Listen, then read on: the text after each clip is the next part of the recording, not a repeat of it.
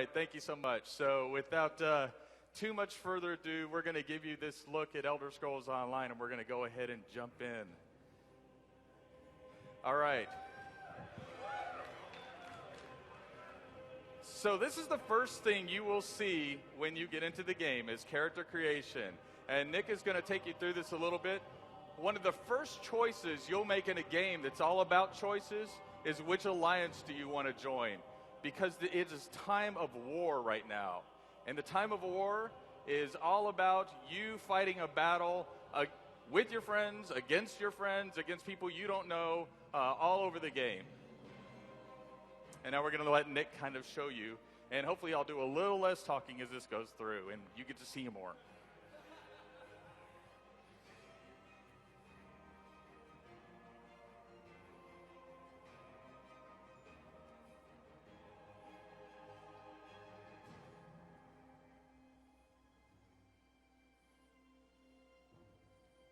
All right.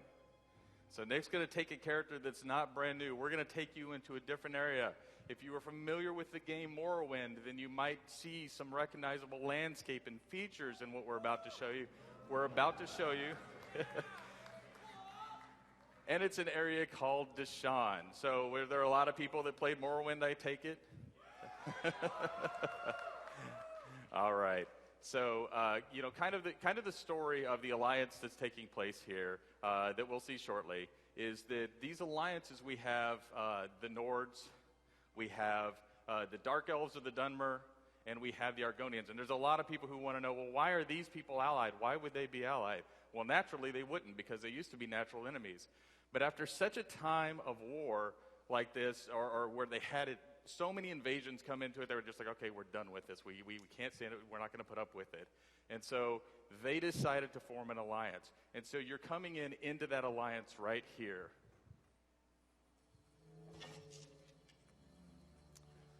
Okay, one of the first things you may notice is that Nick is playing in first-person mode. So really important is to get in that first-person mode.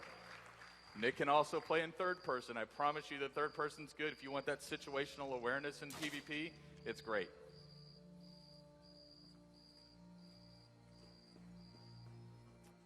Now you might also notice how smooth Nick's controls seem. Not only is Nick good, but we have mouse click always on. These are controls like, I don't know, has anybody here ever played an FPS? Do you know what that is? If so, the control should feel familiar to you. So Nick just presses his left mouse button to attack. He holds it down if he wants to do a heavier attack, or to block, he just hits his right mouse button.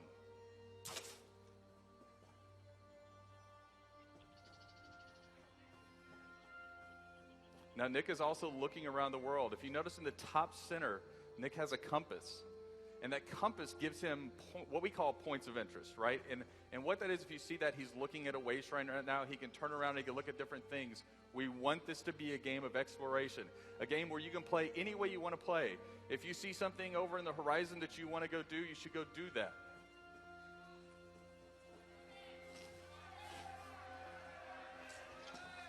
All right, there's a Gwar and a book behind a Gwar. So these books, again, encouraging this exploration. When you find books like this, it's more than just finding a book that you can read, although that's all right. We also have the books reward you for your exploration efforts. So if Nick pulls up his skill screen here, then what I'll show you is that not only do you get the skills that you have as part of your class, but when you join the Mages Guild, the Fighters Guild, or maybe become a vampire or werewolf, you have these entire skill lines available to you that you pick up sort of dynamically. So on the right-hand side, what you're seeing is an entire skill line for the Mages Guild. On the left, you see all of the different skill lines Nick's acquired. And you can see that class, if Nick clicks on class, you have 3 different skill lines. And now what you're seeing is what we call a morph choice. So as you kind of use a skill over and over, you gain in strength with that skill. And then Nick has made a choice so you can actually take and make that skill kind of behave the way you want it to behave. And so that's just rewarding that growth again. Need to lighten your load. Justice knows no sleep. Neither does profit. When there's trouble, prices go up. That's why I'm here. Indeed, it is fully voiced.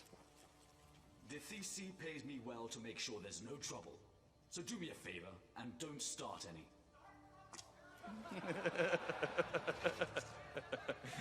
All right, it is indeed time for Nick to start trouble.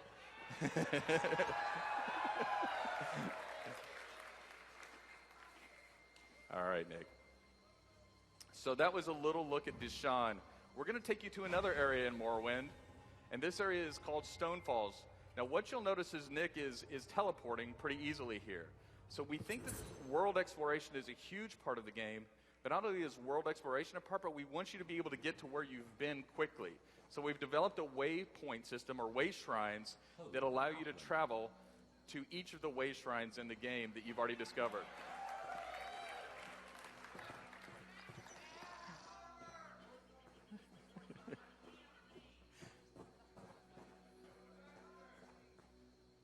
All right, Nick's about to start some trouble. Okay, Nick's pretty high level. Did you notice that Nick just crouched and he became hidden? So that uses his stamina when he's crouched like that. And he gets a sneak shot in.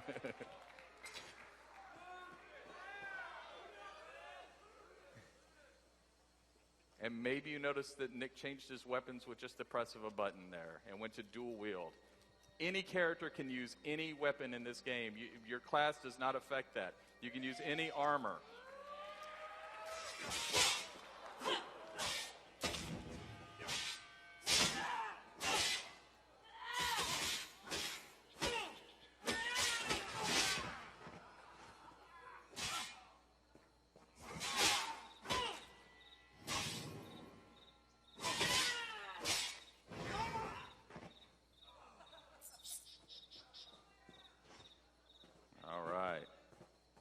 Let's see if Nick can find anything else new and interesting.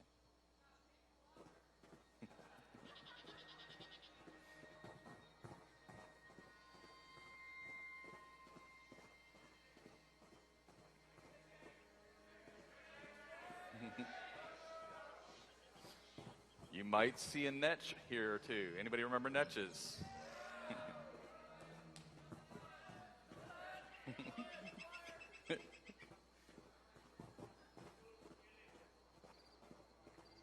There will be plenty of killing later.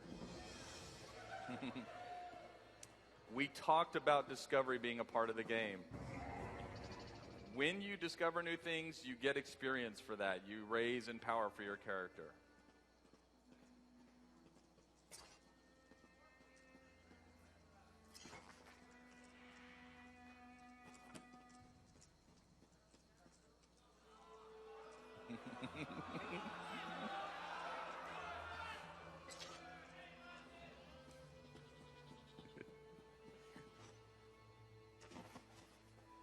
Nick's being restrained today.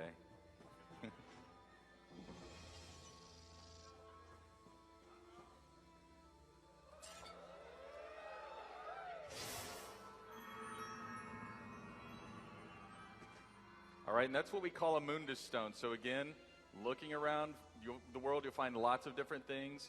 And in this case, he found something that will give him a power that he'll keep for a long time.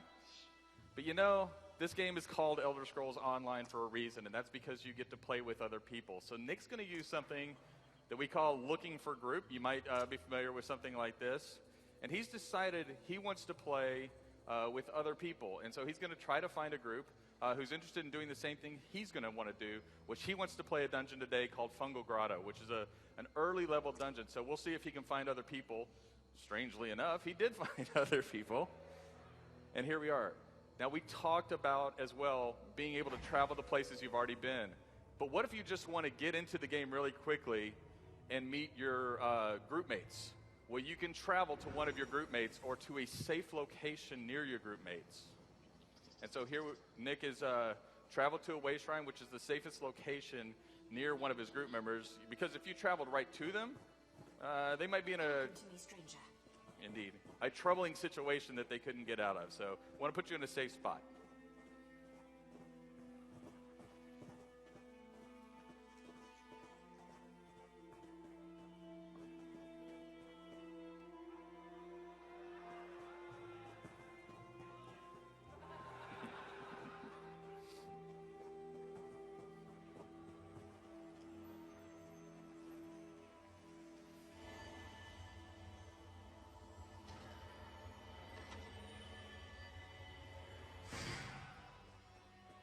All right, and Nick found a sky shard. If you collect 3 sky shards, you get a skill point. And if you get a skill point, you get to buy a new ability or morph an ability.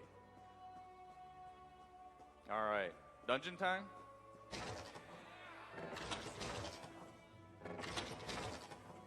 Okay, so in order for this to go a little quicker, I'm going to give you a little bit of the story here, which is there is a person in this dungeon who requests that your group help her to get to a certain location in the dungeon, but she's blocked by goblins and by what we call dreg.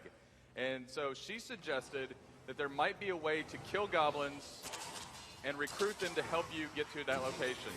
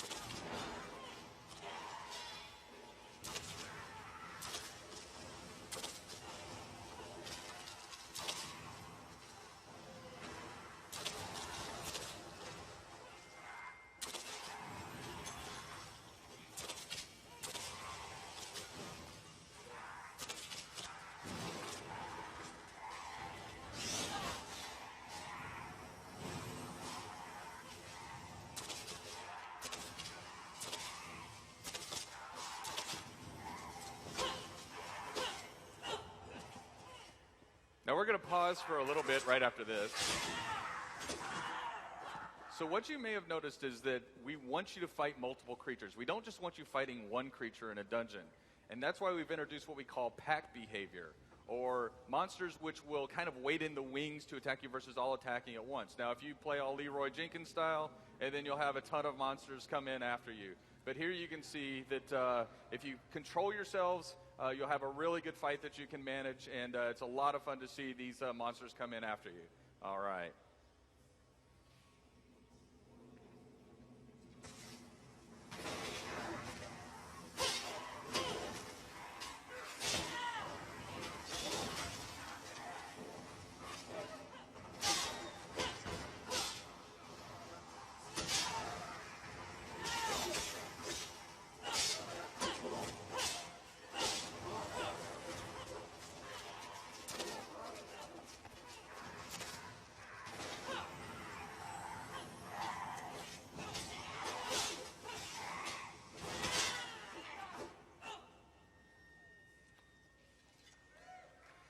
I think the team did all right with that one.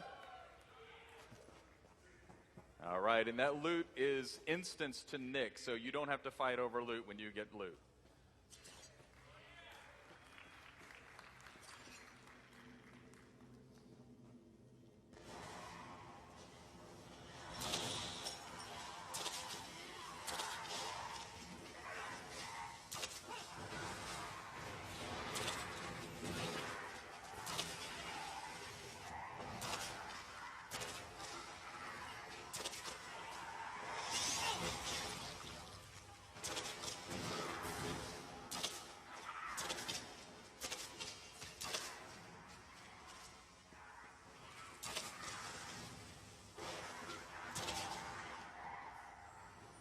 There we go. So one of the other things is Nick is playing a class called a Templar. And you'll notice that Nick has adopted the role of using a bow or ranged damage. And the whole thing here is that Nick can change his role in an instant with a weapon switch and go to close damage. But the idea is that, again, those classes are just the starting point. They're not the ending point. You play the role you want to play.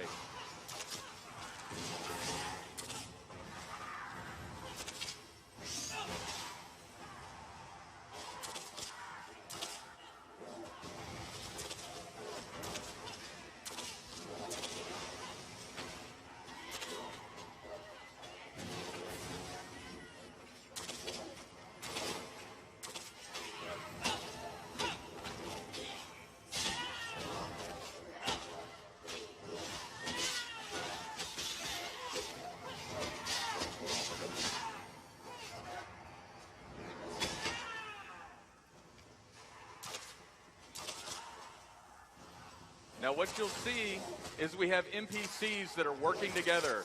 We have healers in the background healing themselves. So these monsters really work together. If you see blue oil get spilled on the ground, that's an NPC spilling that blue oil.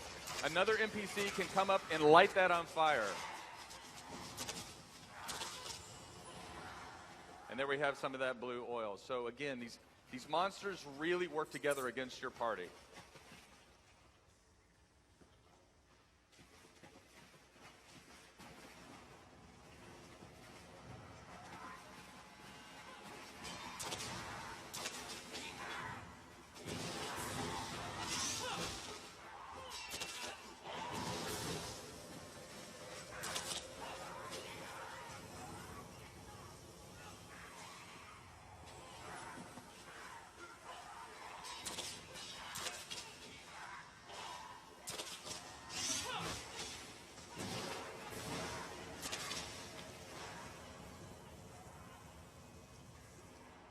Okay, so you saw we have a very clean interface. You'll notice what that monster did to Nick, the Goblin King, is it put an ability on him that Nick had to run away from his teammates, otherwise he would explode, and if he explodes, then it hurts his teammates as much. So we want to keep you active and looking in the world.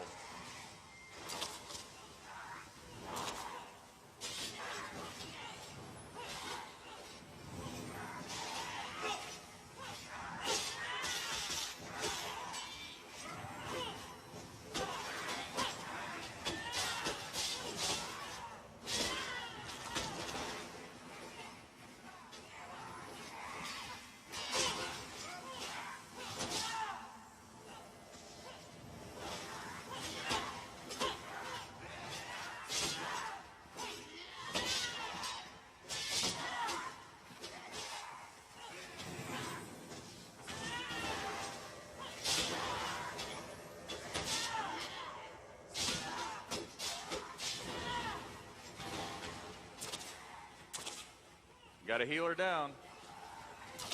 All right, but the group was able to do it. All right, so Plugi, who died, thankfully can come back. And so we have what we call soul gems in the game. And if you know soul gems, with us, this means you can actually resurrect your allies. So you can choose to do it, or if you have a soul gem and you die, you can resurrect on the spot. If you don't have a soul gem, then you can go back to the earlier start of the dungeon. But every time you die, there will be a penalty and your armor will degrade.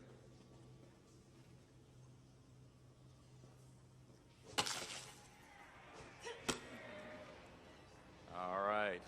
And now you can see the goblins are working with the group because you killed their king. All right. Goblins are pretty easy to win over like that.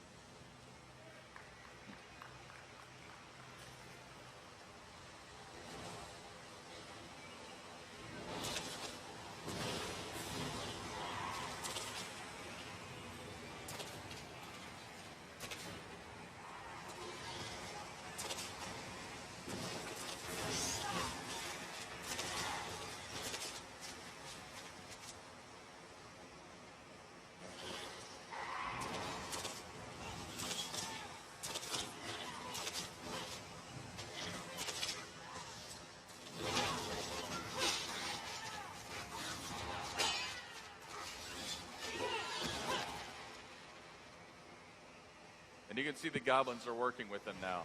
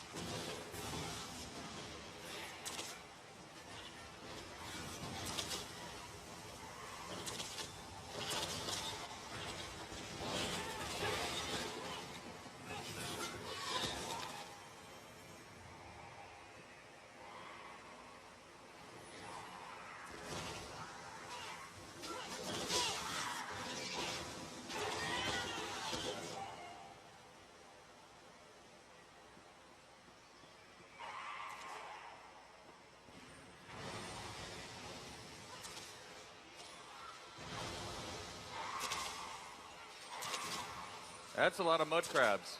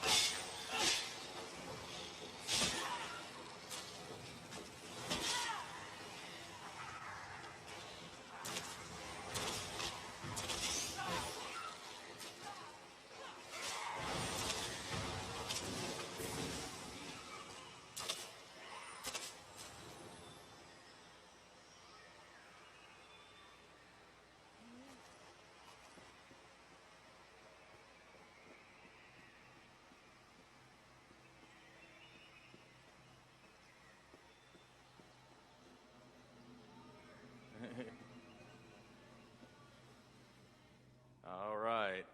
And there we go. And that was just a taste of Elder Scrolls Online.